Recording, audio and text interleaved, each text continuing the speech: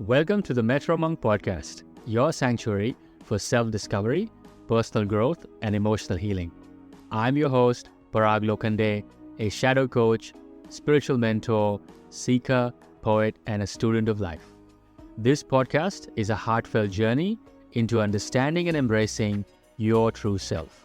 It is designed to help you navigate the complexities of the human experience with wisdom and compassion.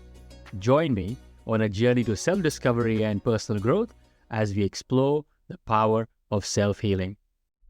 Hey everyone, welcome back to the Metro Munk Podcast. This is episode 52, and today we move into the second last step of the I Breathe framework. Today we are talking about H for holding space for yourself. If you've been walking this journey with me, you will know by now this work is anything but neat. It's uncomfortable, it's unpredictable, sometimes it's full of grace, and other times it's downright messy. And that's exactly why this step is so crucial.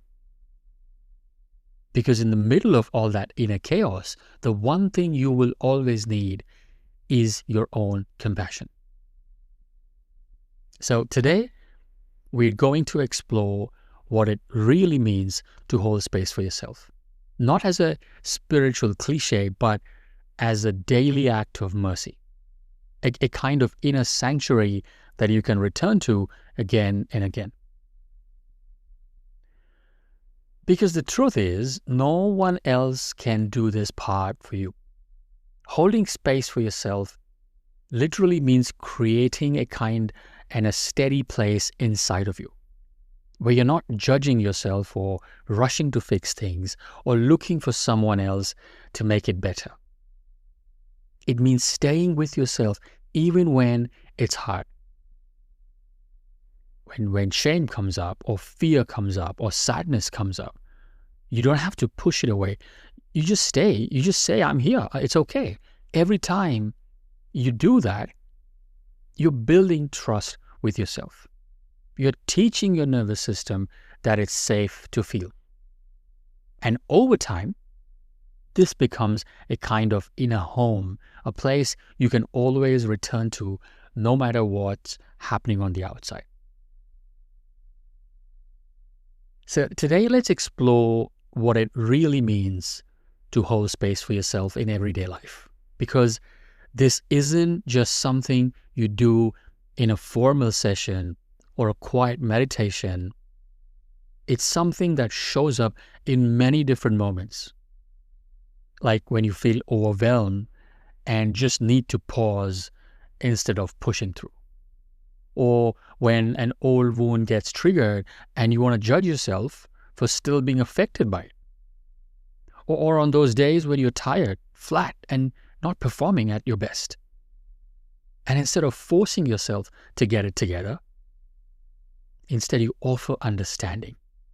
So holding space means saying it makes sense you feel this way, instead of asking, what's wrong with you? It's literally about choosing kindness over criticism, especially when you need it the most. It's basically giving yourself permission to be human. So folks, let's look at some scenarios that can arise on your healing journey. And in those moments, self-compassion will be very essential.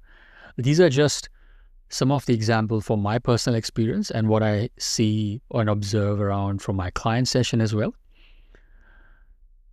So this list is not exclusive. I would rather say this list is an inclusive one. There could be many such scenarios that I may not be able to cover here, but these are just some of the common ones that you will encounter frequently. The first one is a very common one. And that is when you're emotionally numb and can't feel anything. It's very common to doubt or beat yourself up when that happens. In fact, it can happen often up until the first, I'm just going to pull a number out, a guesstimate, around 20 to 30 sessions. For the first 20 to 30 self-healing sittings or sessions, you are going to feel emotionally numb.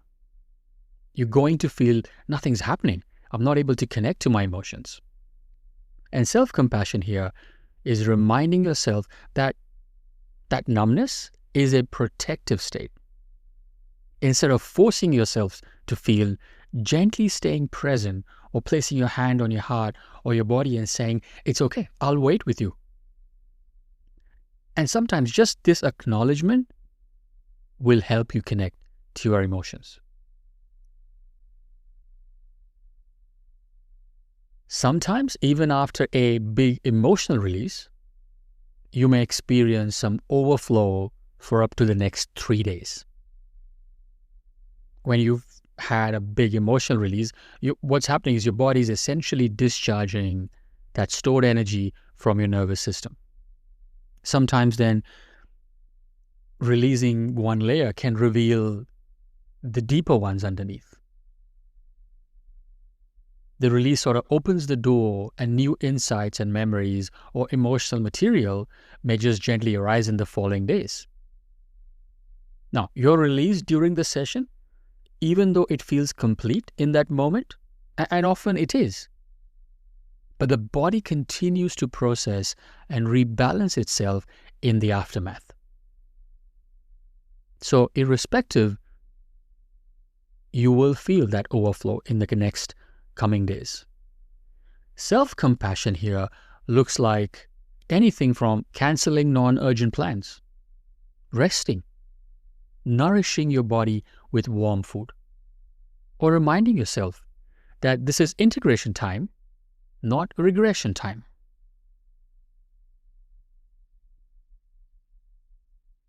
The other time you're going to need self-compassion is when old patterns resurface.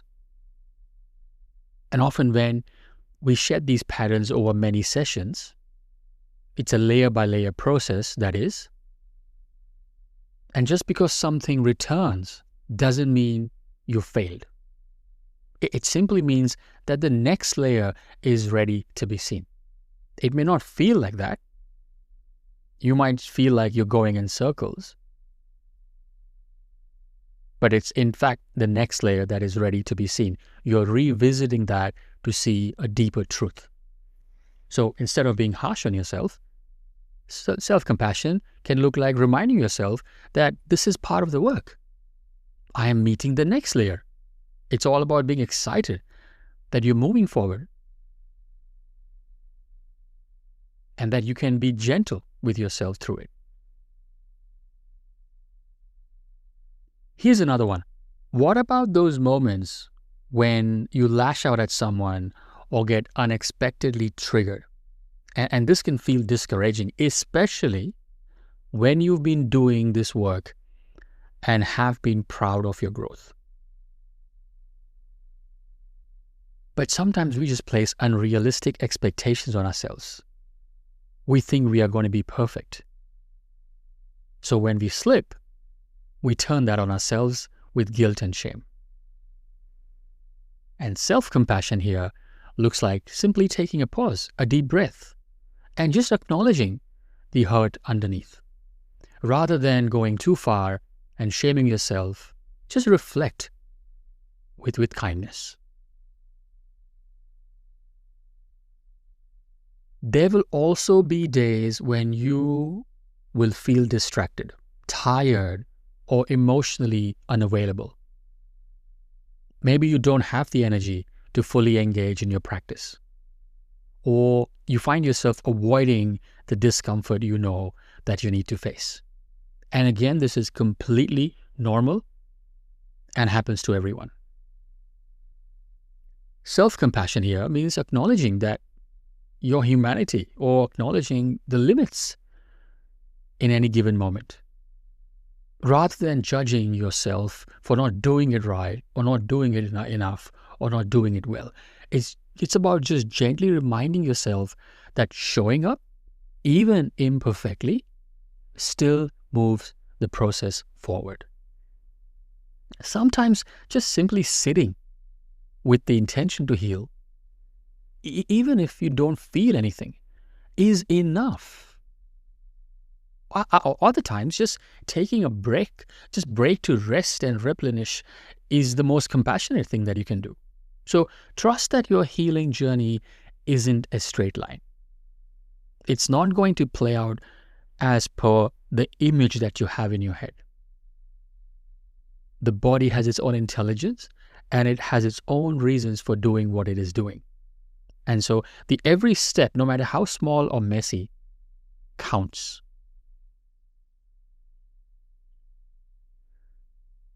Here's another challenge, a very common one that you might face. Your loved ones may not understand or may even invalidate your emotional healing process.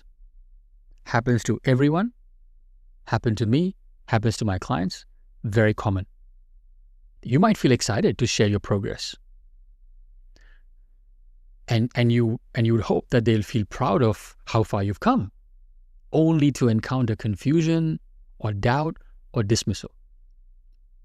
In these moments, self-compassion means honoring your own inner experience without needing any external approval.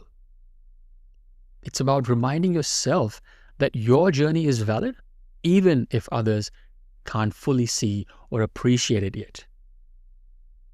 You're doing important inner work, and their lack of understanding doesn't diminish your growth.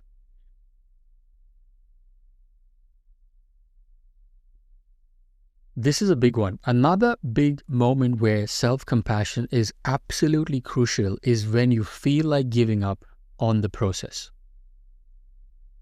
No matter how strong your resolve is, no matter how strong the warrior spirit is, no matter how long you have been doing this, you will feel this number of times on your journey. And this feeling happens to everyone.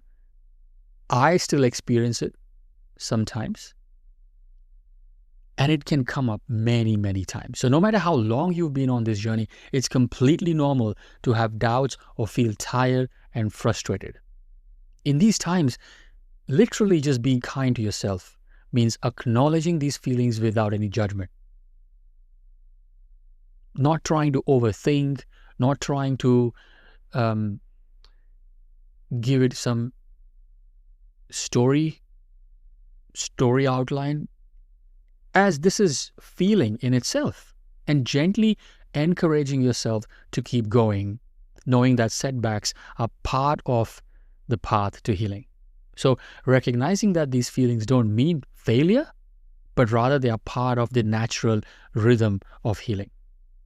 And by honoring these moments with compassion, you allow yourself to gently regroup and find the strength to continue forward. And this is why holding space for yourself is not a luxury in this work. It is absolutely essential. Without self-compassion, the process is going to feel like self-punishment. But when you bring kindness to yourself, you're actually building a safe inner environment where healing can happen more deeply. Your nervous system begins to trust that it won't be shamed for what it reveals. And over time, that trust opens the door to more layers of release, more layers of clarity, more layers of connection with your true self. So being gentle with yourself isn't slowing down the process. It's actually what makes it sustainable.